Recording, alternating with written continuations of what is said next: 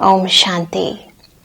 परम पिता परमात्मा शिव के दिव्य अवतरण दिवस महाशिवरात्रि की आप सभी को बहुत बहुत शुभकामनाएं। प्रतिवर्ष फागुन मास की कृष्ण पक्ष की चतुर्दशी पर हम सभी शिवरात्रि का ये त्योहार बहुत ही धूमधाम व श्रद्धा भावना के साथ मनाते हैं। यूं तो हम परम पिता परमात्मा को पाप कटेश्वर मुक्तेश्वर कहकर संबोधित करते हैं। माना जाता है कि परमात्मा शिव आशुतोष हैं, अर्थात वह सहज ही प्रसन्न हो जाते हैं। परमात्मा को अवडरदानी भी कहते हैं, क्योंकि वह सहज ही हमें वरदानों से भरपूर कर देते हैं। एक छोटी सी कहानी याद आती है। कहते हैं कि एक बार एक छोटा सा बच्चा खेलते खेलते शिव की पिंडी पर जाकर बैठ गया। बच्चा तो नादान था, परंतु जब भक्तों ने और पुजारी ने उस बच्चे को पिंडी पर देखा तो उसे बहुत फटकार लगाई। परंतु परमात्मा शिव जो भोला भंडारी है, आशुतोष है, वह उसी समय प्रकट हो गए और उन्होंने बच्चे को वरदान मांगने को कहा। परमात्मा ने कहा कि यूं तो भक्तजन मुझ पर फल फूल बेलपत्र इत्यादि चढ़ाते हैं, परंतु ये छोटा सा बच्चा तो स्वयं ही मुझ पर चढ़ गया, यानी समर्पित हो गया। और इसीलिए भोलानाथ परमात्मा शिव को प्रसन्न करने के लिए भक्तजन शिव पर जल व दूध इत्यादि चढ़ाते हैं और प्रत्येक वर्ष महाशिवरात्रि के त्योहार पर व्रत उपवास भी रखते हैं। परंतु क्या कारण है कि परमात्मा शिव के इतने व्रत उपवास करने के उपरांत भी उस मुक्तेश्वर से इंसान को मुक्ति और शक्ति प्राप्त नहीं होती। आज भी इंसान दुखी है, पाप और संताप की व्यथाओं से ग्रस्त है। देखा जाता है कि इंसान बाह्य रूप से तो सभी विधि विधानों को अपनाता है, परंतु उसका आंतरिक मन बाह्य संबंधों में व कार्य व्यवहारों में कहीं न कहीं भटकता रहता है। और वैसे भी स्मृति का आधार प्राप्ति और संबंध ही होता है। परमात्मा से हमें प्राप्त क्या करना है ये तो हम जानते हैं, और संबंध के रूप में भी अक्सर हम परमात्मा की आराधना करते हुए कह देते हैं कि आप मेरे माता पिता बंधु सखा सब कुछ हो। परंतु यदि कोई हमसे पूछे कि आपके माता पिता कौन है या भाई बहन कहाँ रहते हैं, तो निश्चय रूप से ही हर एक इंसान को देह के माता पिता या भाई बहन ही याद आएंगे, परमात्मा नहीं। इसी प्रकार परम पिता परमात्मा की पूजा अर्चना करते गायन करते हम उन्हें पतित पावन दुख हरता सुख करता तो कह देते हैं, परंतु स्वयं को पतित समझना और वह पावन बनाने की हमें क्या युक्ति बताते हैं, उन विधियों को हम नहीं जानते। और कई बार तो हम परमात्मा को ही अपने दुख और सुख दोनों का कारण समझ बैठते हैं। और यदि कोई हमसे पूछे कि परमात्मा कहाँ रहते हैं, तो भिन्न भिन्न मनुष्यों के मन में भिन्न भिन्न बातें आ जाती हैं। किसी का कहना है कि परमात्मा मंदिरों में है, मस्जिदों में है, गिरजाघरों में है। तो कोई कहते हैं कि परमात्मा कण कण में विद्यमान है, सर्वव्यापी है। कोई कहते हैं कि आत्मा ही परमात्मा है, और किसी को परमात्मा के होने पर भी संदेह होता है। इसी तरह परमात्मा के नाम भी भिन्न भिन्न रखे गए हैं। भारत देश में 12 ज्योतिर्लिंग तो वैसे भी प्रसिद्ध हैं, परंतु उसके साथ साथ परमात्मा शिव के अनेक कर्तव्य व गुणवाचक नाम भी प्रसिद्ध हैं। परमात्मा शिव जी का रूप भी हम कई बार उसके बारे में भी कंफ्यूज हो जाते हैं, क्योंकि हम शिव और शंकर दोनों को एक समान समझ लेते हैं। तो यदि परमात्मा शिव का नाम रूप देश काल गुण कर्तव्य यानी यथार्थ परिचय ही हमारे पास नहीं है, तो उन्हें याद करना असंभव सा प्रतीत होता है।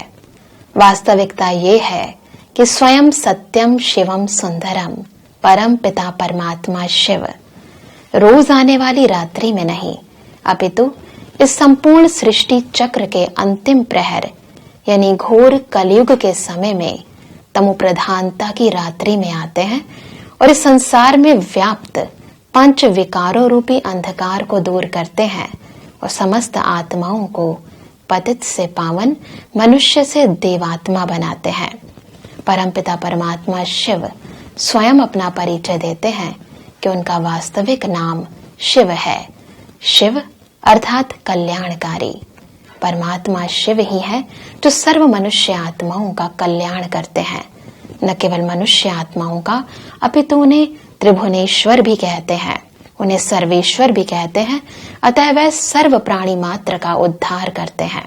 परमपिता परमात्मा शिव ही है जिन्हें सर्वधर्म आत्माएं, पुण्य आत्माएं, महान आत्माएं सर्वसम्मति से याद करते हैं। हिंदू धर्म के लोग ज्योतिर्लिंग के रूप में उनकी आराधना करते हैं। रामेश्वर गोपेश्वरम में उनकी पूजा करते हैं। नेपाल में पशुपतिनाथ के रूप में उनकी पूजा की जाती है। मुसलमान लोग उन्हें नूरे इलाही कहते हैं। मक्का मदीना में भी संगे अस्वद के रूप में उनकी इबादत करते हैं। सिख धर्म के लोग उन्हें एक ओंकार कहते हैं। कर्तापूरक, निर्वैर, निर्भय, अकाल मूर्त कहकर याद करते हैं। इसी प्रकार जीसस क्राइस्ट ने भी कहा कि God is light, I am the son of God. तो क्रिश्चियनिटी में भी उन्हें लाइट के रूप में याद किया जाता है। तो सभी धर्म के लोग चाहे उन्हें नूर कहें, ज्योति कहें, लाइट कहें या एक ओंकार कहें, बात तो उस ज्योतिर्लिंग परमात्मा शिव कल्याणकारी की ही करते हैं। जब भी हम परमात्मा को याद करते हैं तो स्वतः ही हमारे हाथ ऊपर की ओर उठ जाते हैं और हम कह उठते हैं, ऊंचा तेरा नाम, ऊंचा तेरा धाम, ऊंचे ते ऊंचा तू भगवान। इसलिए अक्सर हम ये भी कहते हैं कि ऊपर वाला जाने, कभी ये नहीं कहते कि नीचे वाला जाने। आरती में भी गाते हैं कि पार ब्रह्म परमेश्वर तुम सबके स्वामी, यानी वो परे ते परे ब्रह्मलोक में रहते हैं। फिर क्यों हमें कंफ्यूजन है? क्यों हम अक्सर मनुष्य आत्माओं में, धर्म पिताओं में या फिर किसी गुरु महात्मा में परमात्मा की तलाश करते हैं? क्यों उन्हें कण कण में व्यापक कहते हैं? तो ये दोनों बातें आपस में संबंध नहीं रखती। परम पिता परमात्मा कहते हैं कि वास्तविकता में उनका धाम परे ते परे है, जिसको ही हम मुक्ति धाम कहते हैं, ब्रह्मलोक कहते हैं, निर्वाण धाम कहते हैं। वो ऐसा धाम है जो संपूर्ण पवित्र धाम है। उसी मूल वतन से हम सभी आत्माएं भी इस सृष्टि रंगमंच पर आई हैं। परमपिता परमात्मा हमें पतित से पावन बनने का भी सहज मार्ग, सहज योग, कर्म योग यानी राजयोग सिखाते हैं। जब हम मंदिर में जाते हैं तो सबसे पहले हम अपने चप्पलें, जूते या कई बार चमड़े की चीजें बाहर उतार कर जाते हैं। परमात्मा हमें कहते हैं कि वास्तविकता में ये देह वो चमड़ी है जिसे यदि हम भूल जाएं, यानी देह सहित देह के सर्व संबंधों को भूल जाएं, तभी हम परमात्मा को याद कर सकते हैं। तो परम पिता परमात्मा को याद करने की पहली विधि है कि हम इस देह भान को विस्मृत कर दें। और उसके पश्चात जब हम मंदिर में जाते हैं तो पंडित जी अक्सर हमारे मस्तक पर एक तिलक लगाते हैं। ये तिलक आत्मिक स्मृति का प्रतीक है। यानी यदि हम परमपिता परमात्मा को पूर्ण रीति याद करना चाहते हैं तो सबसे पहले हमें स्वयं को आत्मिक स्थिति में टिकाना पड़ेगा। और आत्मा ही परमात्मा को याद करते हुए कहती है कि तुम मेरे माता पिता, बंधु, सखा सब कुछ हो।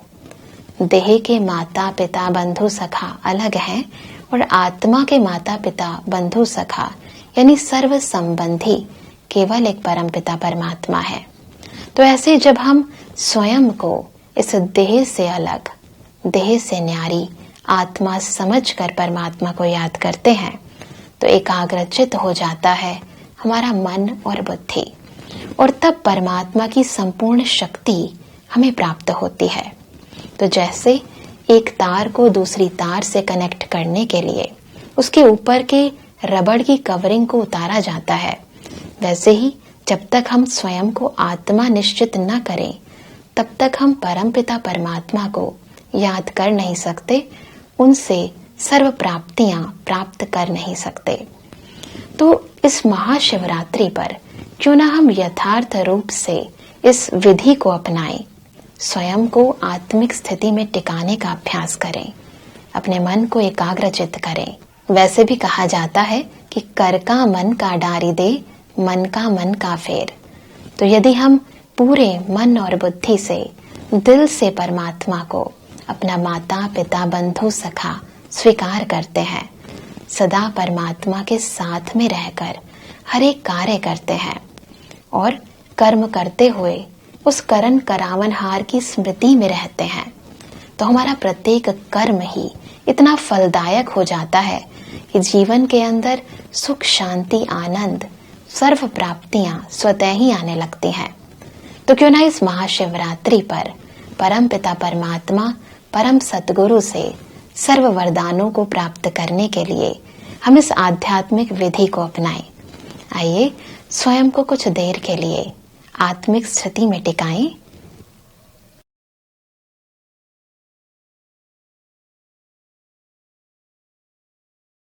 अपने को इस देह से अलग आत्मा समझें। मस्तक के मध्य चमकती हुई ज्योति, ये तिलक लगाएं और पूरे दिल से परम पिता परमात्मा को मन की कड़वाहट और विषय विकारों रूपी अक धतुरा वैर भावनाओं रूपी बेर अर्पित कर दें।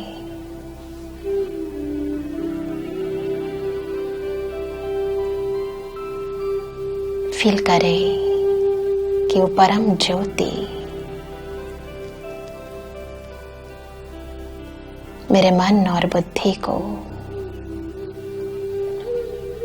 शक्ति प्रदान कर रहे हैं।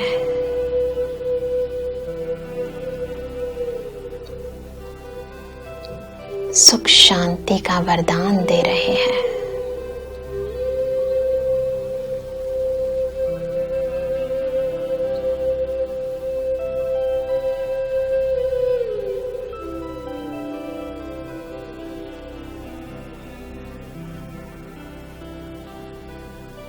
तो यदि हम इस आत्मिक जागृति की स्थिति का जागरण हर रोज करते हैं, तो न केवल हमारा, अभी तो हमारे अपनों का जीवन भी खुशहाल हो जाता है और स्वयं सतगुरु परम पिता परमात्मा हम पर वरदानों की वर्षा करते हैं, हमें सुख शांति आनंद प्रेम से भरपूर करते हैं।